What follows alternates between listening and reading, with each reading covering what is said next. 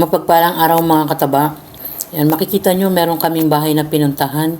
Alam nyo ba yung feeling na na-prank ka ng pinsan mo? Kasi alam mo yung prank na masaya talaga kasi hindi ko in-expect mga kataba na nandiyan na pala yung pinsan ko kasi sabi niya magpapaluto lang siya para dun sa mama niya. Tapos pagdating namin pamilyar mga kataba, hindi ko na kasi naipakita yung pagdating namin eh. Pero alam nyo ba yung kasiyahan ni Mama Taba na muli kaming nagkita-kita kasi marami rin kaming magpipinsan, magkakamag-anak kung tutuusin na hindi kami nagkikita-kita, yung iba nasa abroad, yung iba nasa malayong lugar, may kanya-kanya ng pamilya mga kataba. At pag ganyan naman nakita mo na umunlad yung buhay nila, nakita mo na naging successful sila, hindi ka ba magiging masaya para sa kanila? Tapos meron pang tao na sa kabila nung pag-unlad niya, sa kabila nung nakanta niya mga kataba, hindi sila nakakalimot sa buhay.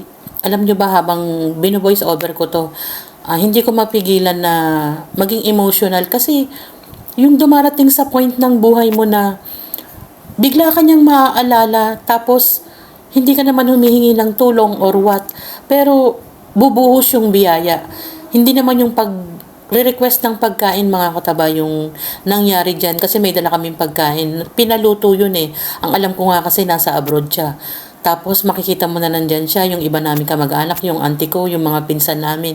Nandyan sila mga kataba. Yung iba hindi lang nakarating. Tapos siya nagpipray kami para doon sa pagkain na pagsasaluhan. Wala man nga kaming balak na kumain or kung ano mang magtatagal talaga mga kataba. Kasi hindi nga namin ini-expect na nandyan siya. Yung naka-green mga kataba, yan yung pinsan namin. At yun din namang nagpipray kasama ng auntie ko, mga anak nila yan. Kukunti lang kami dyan mga kataba. Pero yung sulit yung pagkikita dun sa panahon na sa tagal naming hindi pagkikita kasi nag-chat-chat naman kami, nagbabalitaan. Tapos yung mga ang dami kong gustong sabihin na pasasalamat. Sabi ko nga, tignan nyo naman yung bahay niya mga kataba. No, hindi ka ba matutuwa dun sa narating nila? Alam nyo kasi mga kataba, yung gaang ng buhay, nakikita rin yan kung mabuti kang tao or what. Kasi hindi lang naman basta umunlad sila eh. Nagsishare din sila ng blessing. Kaya nga sabi ko, wag tayong mainggit kung ano man yung narating nila at kung ano man tayo ngayon, kung hindi man tayo naging successful sa buhay natin. Matuwa tayo para sa mga mahal natin sa buhay. Kahit sa nga mga kaibigan o hindi natin kakilala, no, wag nating haluan ng kung ano man. Bagkus matuwa tayo. Tapos may mga tao pa na napaka generous sa pag-share ng blessing.